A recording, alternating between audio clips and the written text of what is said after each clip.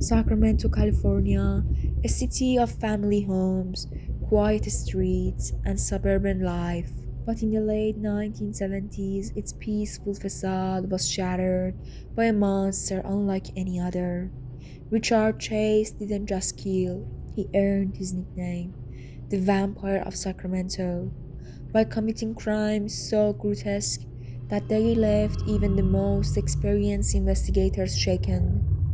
This is the chilling tale of Richard Case and the blood-curdling spree that turned Sacramento into a city gripped by fear. Richard Trenton Chase wasn't always the monster he became. Born in 1950, his early life was marked by instability and neglect.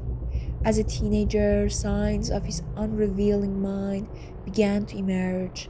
He displayed the classic traits of the MacDonald triad: animal cruelty, fire setting, and bedwetting.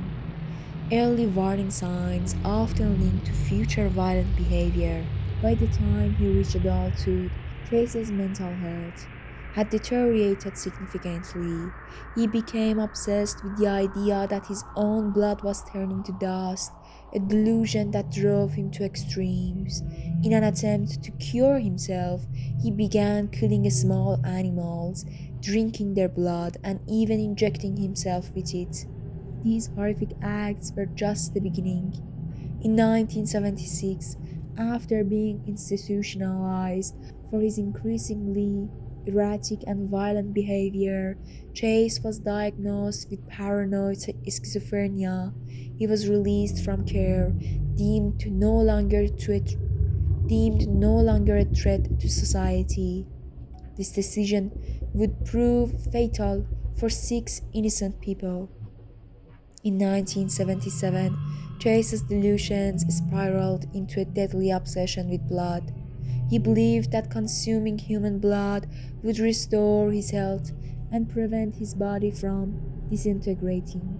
His warped fantasies became reality on December 29, 1977, when he committed his first murder, ambushing Ambrose Griffin, a 51-year-old man, as he unloaded groceries from his car.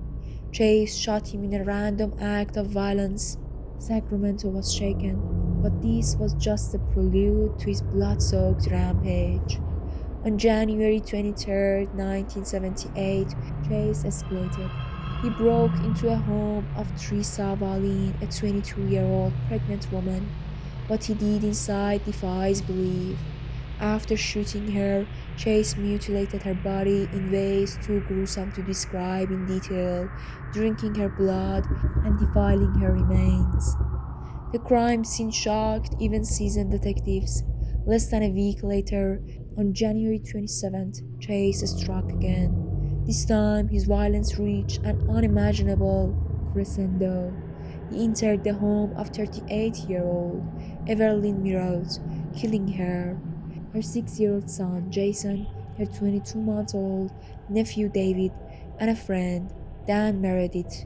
Chase's attacks were marked by extreme brutality, cannibalism, mutilation, and his now signature act of blood consumption. Baby David's body was taken from the scene, adding another layer of horror to the already nightmarish events. The crime sent shockwaves through Sacramento, sparkling a massive manhunt. Detectives worked tirelessly, piecing together evidence and attempting to predict the killer's next move. Witness accounts and forensics evidence led to a breakthrough. Richard Chase's name came up, linked by his past erratic behavior and proximity to the murders. Authorities quickly zeroed in on Chase, who was living in a squalor in an apartment filled with blood-stained clothing, animal remains, and disturbing evidence of his crimes. When police arrested him on January 28, 1978, he initially denied everything. However, his apartment told a story he wouldn't, a house of horrors that revealed the full extent of his depravity. In 1979, Richard Chase stood trial for 6 counts of murder. Despite his obvious mental illness, The jury rejected his insanity plea, finding him guilty of all charges. He was sentenced to death. But this time on death row was short-lived. In 1980, Chase ended his life in his cell by overdosing on antidepressants. Though Chase's death marked the end of his reign of terror, the legacy of his crimes remains.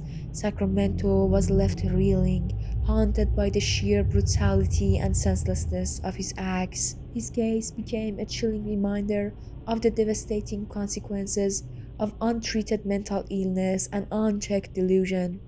Richard Chase's story is one of horror, madness, and unspeakable violence, dubbed the Vampire of Sacramento. His crimes left a scar that will never heal.